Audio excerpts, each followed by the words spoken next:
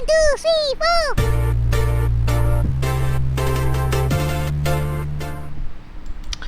Halo Gunarwan dan Gunarwati sekalian, ketemu lagi ya di channel saya Gunar Os. Dan ya, kali ini kita ketemu lagi di segmen Sepekan Arsenal, segmen dimana saya akan merangkum berita-berita Arsenal sama sepekan terakhir, dengan harapan teman-teman bisa update dengan berita-berita Arsenal tanpa harus cari beritanya kesana kemari ya. Seperti biasa, segmen Sepekan Arsenal ini saya rekam dalam format podcast, jadi teman-teman bisa mendengarkan tanpa harus menyalakan layar, bisa juga didengarkan di YouTube Music ya. Dan di sebelah bawah sini sebelah bawah sini ya ada chapternya, teman-teman juga jadi bisa lompat ke berita-berita yang langsung ke berita-berita yang ingin didengarkan.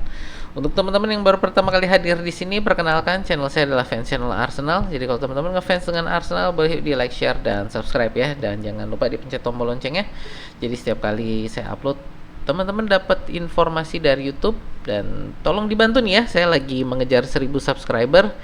Jadi yang belum subscribe, tolong subscribe ya.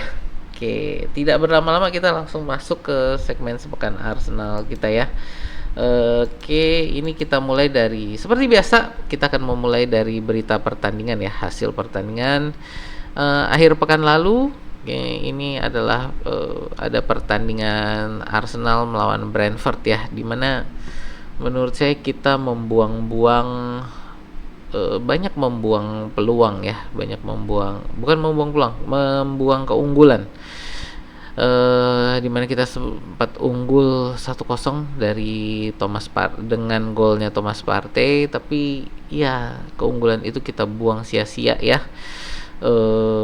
Dimana di sini menurut saya kemarin ini para pemain Arsenal otaknya sudah di Santiago Bernabeu ya, jadi tidak berkonsentrasi pada pertandingan di Emirates gitu. Jadi ya amat sangat disayangkan ya, terutama karena ini kan starternya adalah banyak pemain-pemain pemain-pemain lapis kedua lah ya, dan justru malah kita kebobolan pada saat kita merotasi para pemain lapis kedua itu dengan pemain inti kita ya.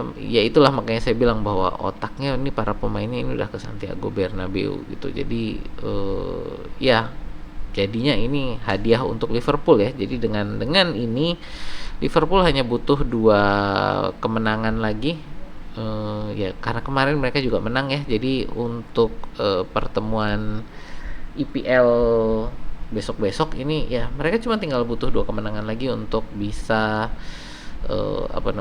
untuk bisa menjuarai IPL gitu. Dan ini sebenarnya sesuatu yang amat sangat disayangkan. Kenapa? Karena tadi saya itu baca satu statistik bahwa Arsenal musim ini terlalu banyak serinya ya, seri dimana kita membuang keunggulan gitu ya. Jadi ada, kalau nggak salah tadi ada 12 seri musim ini kita ya, sudah 12 kali seri. Dan seandainya dari 7 itu kita berhasil menjaga keunggulan, kita harusnya bisa udah ada di atas nih ya, udah di atasnya Liverpool gitu harusnya. Jadi ya ini sesuatu yang amat sangat disayangkan. Kita menyia-nyiakan banyak sekali keunggulan musim ini ya.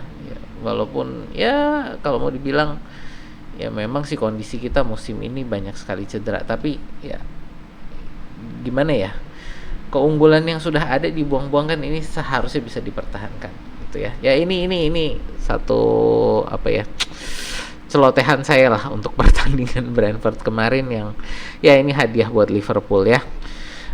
Next adalah untuk pertandingan Champions League ya, yang baru berakhir kemarin ya. Ini ya kita untuk leg kedua perempat final melawan Real Madrid, di mana kita berhasil mengalahkan Real Madrid dengan sangat sempurna ya, 1-2. Jadi agregat kita adalah 1-5 gitu. Jadi ini kemenangan yang menurut saya sangat mutlak terhadap Real Madrid di perempat final ini, yang membuat kita bisa tembus ke semifinal. Kita akan ketemu PSG ya, ngomong-ngomong, di semifinal nanti. Cuman untuk pertandingan ini saya mau ngomong bahwa memang Real Madrid kemarin kita berhasil mematikan lini serang mereka ya. Lini serang mereka ini berhasil kita matikan. Expected goals mereka rendah sekali. Di babak pertama bahkan 0,14, tidak ada satupun tendangan yang on target di babak pertama Real Madrid. Jadi kita bisa secara efektif mematikan serangan mereka ya. Sebenarnya secara keseluruhan pertandingan sih, nggak hanya di babak pertama. Dan yang seru itu di babak pertama itu kita sudah disuguhi drama ya.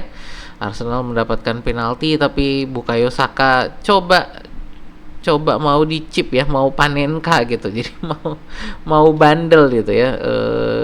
Gol yang Panenka itu kan gol penalti bandel ya. Jadi mau coba penalti bandel tapi ya akhir bisa diselamatkan dengan baik ya oleh Thibaut Courtois. Jadi lain kali kalau penalti udahlah, nggak usah penalti bandel, penalti yang beneran aja gitu loh. Tapi untungnya Bukayo Saka berhasil membalikan keadaan ya di babak kedua dengan gol pertama dia gitu. Dan ya itu dicip juga gitu kan bolanya, ngelompat juga ya. Mungkin bisa dibilang penaltinya percobaan untuk ngechip yang pertama gitu ya, dan akhirnya yang kedua berhasil gol. Lalu juga gol dari Real Madrid itu Vinicius Junior ya. Itu blunder dari, sebenarnya kalau dibilang blunder Saliba aja kayaknya saya rasa ini adalah blunder dari Raya dan Saliba, dimana Raya memberikan kepada Saliba yang seharusnya dari pandangannya dia itu tahu bahwa sedang diincar oleh Vinicius gitu loh. Dan Saliba juga yang tidak tidak melihat sekelilingnya gitu loh, tidak nge-scan dulu sewaktu dia menerima bola. Jadi dia nggak lihat bahwa ada Vinicius Junior di belakang dia. Vinicius langsung berlari merebut bola dan langsung tendang ke arah gawang. Ya jadilah 1-1. Dan ini cuman berselang 2 menit ya dari golnya Saka. Jadi ya gitu kan, tadinya kita pikir ya udahlah seri lah nih ya gitu. Tapi ternyata di menit 90 injury time 3 menit ini juga ada gol dari Martinelli ya. Dan menurut saya sih pertandingan ini Mikel Merino bermain dengan sangat baik. Dia yang memenangkan penalti bagi Saka, lalu juga 2 gol ini assist dari dia gitu ya. Ini jadi pertandingan yang sangat seru dan ya intinya bahwa Arsenal bisa mengimbangi Real Madrid ya kemarin. Kalau ada yang bilang bahwa ini tim Real Madrid yang lagi pesakitan, banyak yang injury, tim kita juga banyak injury-nya ya. Jadi nggak usah mengeluh injury, karena Arsenal juga sedang penuh dengan injury, sedang penuh dengan pemain yang cedera gitu ya. Oke, ini untuk hasil pertandingan minggu ini ya. Lalu ya ini Arsenal mengumumkan tur pramusim ya. Tur pramusim kali ini akan ke Singapura dan Hong Kong gitu kan.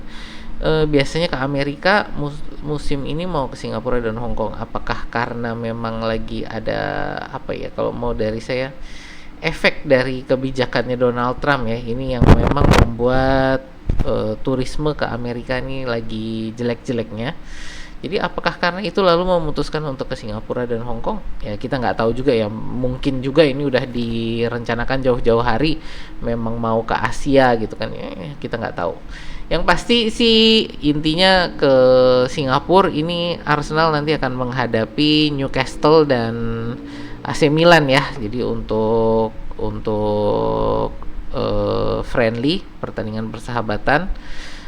Lalu di Hong Kong ini kita akan bertemu dengan Spurs gitu. Jadi ada 2 jadwal ya. Untuk yang pertama ke Singapura, lalu ke Hong Kong. Di Singapura kita ada 2 pertandingan, di Hong Kong kita ada 1 pertandingan ya. Ini untuk pramusim besok gitu. Untuk teman-teman yang mungkin ada dana ya silakan lah ya datang ke Singapura atau ke Hong Kong atau mungkin kedua-duanya gitu ya. Kalau saya ditanya ya duitnya belum ada. Mungkin ada yang mau nyumbang gitu kan. Silakan. Ya, oke ya. Itu jadi untuk pertandingan pramusim kita yang akan berlangsung nanti di bulan Juli ya kalau nggak salah gitu. Juni deng, Juni ya sekitar sekitar situlah ya. Kita kita tunggu lah ya ini nanti untuk pramusim kita. Lalu ya ini berikutnya untuk Vinay, ada berita ini ya dari mantan CEO kita Vinay Venkatesham yang awal musim kemarin ya dia mengundurkan diri. Sebenarnya mengundurkan dirinya udah setahun sebelumnya lagi. Tapi dia ada masa jabatan 1 tahun di mana dia membantu transisi CEO yang baru ya sebelum dari KSI Kroenke Sports and Entertainment ini menunjuk CEO baru, jadi dia masih punya pekerjaan selama setahun. Lalu ya kemarin jadinya kan Richard Garlick ya yang naik jadi, sebenarnya bukan CEO sih tapi namanya diubah jabatannya jadi Directors of Operations gitu ya. Ini ya itu untuk di Arsenal. Jadi setelah itu ya ini udah lewat setahunan lah ya. Ini kemarin dari Spurs ya mengumumkan bahwa Vinay Venkatesham ini ternyata bergabung menjadi CEO-nya Spurs gitu ya, Tottenham Hotspur. Kemungkinan besar karena Spurs juga ingin melakukan perombakan ya, karena musim ini acak adul ya, amburadul sekali Tottenham. Jadi mungkin mereka berharap Vinay Venkatesham bisa membantu dalam rebuild Tottenham, tim dari Tottenham Hotspur. Kita nggak tahu ya, karena ya dia, kalau saya bilang dia cukup berhasil lah ya Vinay ini di proyek Arsenal untuk membangun ulang Arsenal gitu ya. Kita lihat ya, kalau dari saya sih apakah ada yang bilang pengkhianat, ya nggak juga lah ya, ini karena udah mengundurkan diri kok gitu kan. Jadi ya kita masa mau larang dia join ke perusahaan manapun gitu kan, nggak bisa gitu ya. Yang pasti sih dari saya ya semoga sukses aja lah ya, Mbak Pak Pak Pak Vinay. Ya itu ya naik Vinay Venkatesham. Lalu berikutnya kita ada berita ini Bukayo Saka ya, yang kabarnya ini Arsenal membuka negosiasi perpanjangan kontrak di mana Saka ini akan menjadi penerima gaji tertinggi di Arsenal dengan 300.000 pound sterling per pekan ya.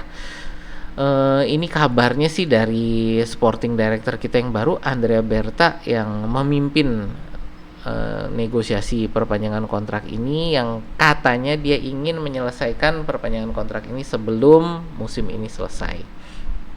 Itu ya. Arsenal memang untuk negosiasi kontrak ini sisa 2 tahun langsung perpanjang kontrak, sisa 2 tahun perpanjang kontrak, apalagi kalau ini adalah pemain-pemain yang memang bagus gitu ya. Jadi ya ini dari Arsenal kita lihat nanti perkembangannya gimana. Yang pasti kita berharap Saka ya bisa membantu kita memenangkan trofi major lah ya, trofi yang besar gitu seperti EPL atau Champions League. Dan kita saat ini sedang dalam perjalanan ya, sedang dalam petualangan ini untuk bisa menjuarai Champions League pertama kali kita ya. Ya kita sudah 16 tahun kalau nggak salah tidak menyentuh semifinal gitu kan. Dan menurut saya sih Saka sangat pantas sekali ya ini untuk mendapatkan perpanjangan kontrak dengan gaji yang luar biasa, karena dia memang pemain penting bagi Arsenal dan harus juga ditunjukkan melalui gaji yang dia dapat yang diberikan oleh Arsenal gitu. Jadi bahwa dia ini memang orang yang penting bagi Arsenal gitu ya. Ya intinya semoga sukses aja ya Mas Saka ya, dan semoga memang bisa membawa kemenangan bagi Arsenal dan mengangkat trofi lah ya, trofi besar musim ini semoga. Next ya, ini beritanya adalah ini untuk Johan Garcia ya. Johan Garcia ini sejak sebelum jendela transfer musim dingin lah ya. Jadi sebelum jendela transfer musim dingin ini banyak sekali pemberitaan tentang Johan Garcia yang kabarnya sudah sepakat mau ke Arsenal gitu, tapi jendela transfer musim dingin tidak terwujud. Lalu kabarnya memang untuk di musim panas gitu. Nah, ini ternyata ada pemberitaan bahwa Andrea Berta ini ternyata nggak minat-minat banget nih ya dengan Joan Garcia, dan kabarnya eh, mencari kiper lain untuk pelapisnya David Raya gitu ya. Kita nggak tahu juga ada apa di belakang layar, tapi yang pasti ini yang dikabarkan ini adalah Andrea Berta yang kayaknya nggak srek ini dengan Joan Garcia. Joan Garcia sendiri sih juga tidak kekurangan pilihan ya.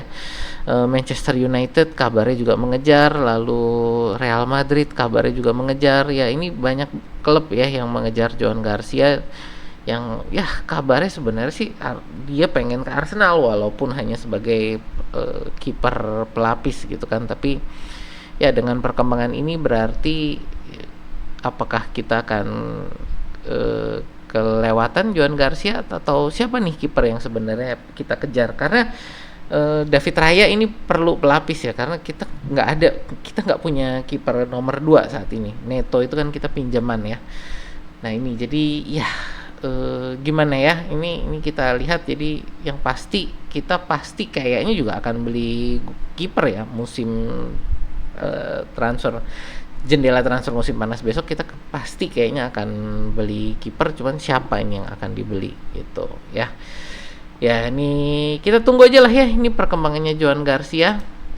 Lalu untuk pemberitaan berikutnya ini adalah Arsenal belok ke Kingsley Coman ya. Ini setelah negosiasi dengan Nico Williams yang saya beritakan minggu lalu ya di segmen Sepekan Arsenal minggu lalu, bahwa negosiasi dengan perwakilannya Nico Williams ini gagal total ya, karena Arsenal pengennya sih gajinya di kisaran 200.000 pound sterling, tapi Nico Williams maunya di atas 350.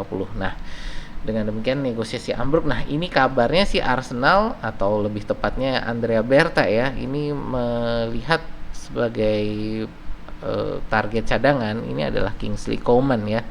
Kingsley Coman sendiri ini pemain Bayern ya, tapi juga umurnya juga udah cukup berumur ya, 28 tahun gitu kan. Tapi apakah bisa? Ya menurut saya sih bisa-bisa aja, tapi ini berarti adalah pemain jadi gitu ya, berbeda. Bukan kalau Nico Williams ini kan umurnya masih 22, ini masih proyek jangka panjang. Kalau Kingsley Coman ini karena umur 2 tahun, kemungkinan 28 tahun, sorry kok 2 tahun 28 tahun, jadi kemungkinan besar ya ini pemain yang akan kita rotasikan lah ya. Tapi pada saat yang sama karena dia juga udah usia 28 tahun, jadi ini pemain yang sudah jadi, yang bisa semoga juga memberi impact langsung gitu. Ya ini juga kita tunggu ya, ini karena ini sekali lagi ini masih gosip-gosip, jadi kita juga belum tahu lah ini benar atau tidaknya. Tapi ini kabarnya kita sebagai penggantinya Nico Williams, kita menjalin negosiasi dengan kubu dari Kingsley Coman. Berita selanjutnya ini dari ini untuk Aston Villa ya, yang kabarnya siap merebut Sverenipan dari perburuan Arsenal. Ini juga pemain yang di jendela transfer musim dingin kemarin ini sangat gencar ya, dihubung-hubungkan dengan Arsenal. Kabarnya udah dapat gitu, udah datang juga ke Emirates, ke Hell End gitu ya. Sudah tur di Hell End. Kabarnya sih di jendela transfer musim dingin kemarin ya, Januari kemarin, kabarnya ini menunggu musimnya di mana sih, Rosenborg itu, Liga Swiss kalau nggak salah ya. Ini kabarnya menunggu liga tersebut selesai, karena menurut saya agak aneh juga. Jadi jendela transfer musim dingin kemarin itu sebenarnya masa liburan liganya si Nipan ini. Jadi harusnya kalau kita datangan Januari kemarin itu nggak bertabrakan dengan dia dalam kondisi liga yang sedang berjalan gitu ya. Liganya sudah selesai. Dia masih mau nunggu lagi, berarti kan sebenarnya kalau kita hitung menunggu 1 musim gitu. Nah ini jadi menurut saya agak aneh kenapa tidak segera diselesaikan. Ya, dan ini kabarnya akan direbut oleh Aston Villa ya. Jadi ini pemberitaan terbaru, ini Aston Villa sudah sangat dekat ini dengan Sverenipan. kabarnya ingin segera menyelesaikan agar tidak direcokin oleh Arsenal dan Manchester City gitu. Nah ini jadi apakah Arsenal mundur dari perburuan Sverenipan atau gimana? Ya ini kita juga harus perhatikan ya, karena ini Sverenipan ini posisinya Odegaard gitu kan. Jadi kalau saya lihat ini adalah pelapisnya Odegaard, dan kita kayaknya di situ ada beberapa pemain yang sudah ada di dalam klub yang tidak perlu kita beli lagi gitu loh ya. Saat ini untuk posisi kreatif midfield ini kita ada, selain Odegaard ya, kita ada Ethan Nwaneri gitu. Lalu di akademi kita ini sedang naik dengan sangat luar biasa ini Max Dauman gitu kan. Lalu ada lagi pemain yang kita pinjamkan yang saat ini lagi sangat bersinar di Liga Portugal ya, ini si Fabio Vieira gitu kan. Walaupun kemarin dia di Arsenal itu ya saya bilang flop lah ya, tapi di Portugal ini dia sangat-sangat luar biasa. Apakah dengan ini dia akan kembali ke Arsenal itu kan, akan dipakai oleh Arteta atau tidak. Tapi intinya bahwa kita saat ini untuk posisi Nipan ini kita pemainnya ada banyak gitu. Jadi apakah perlu kita membuang uang untuk membeli Sverenipan untuk mengisi posisi yang rame juga gitu kan. Jadi ini yang mungkin menjadi pertimbangan ya bagi Arsenal, apakah mau melanjutkan perburuan Sverenipan atau enggak. Terutama kita untuk midfield yang kita perlukan saat ini bukanlah tipe kreatif, tapi adalah defensive midfield, karena musim besok ini kita akan kehilangan Thomas Partey dan Jorginho yang akhir musim ini kontrak mereka habis dan tidak ada tanda-tanda Arsenal ingin memperpanjang gitu ya. Ya itu sih teman-teman, semua berita-berita dari sepekan Arsenal kita untuk pekan ini. Jadi ya terima kasih yang udah nonton, terima kasih yang udah like, share, dan subscribe. Seperti biasa juga untuk sumber-sumber berita itu ada di deskripsi video ya. Dan saya juga ingin mengucapkan terima kasih kepada para member kita yang membuat segmen sepekan Arsenal ini ya bisa lancar tersedia bagi teman-teman sekalian gitu ya. Oke, itu aja dari saya. Terima kasih. Sampai jumpa di video kita berikutnya ya.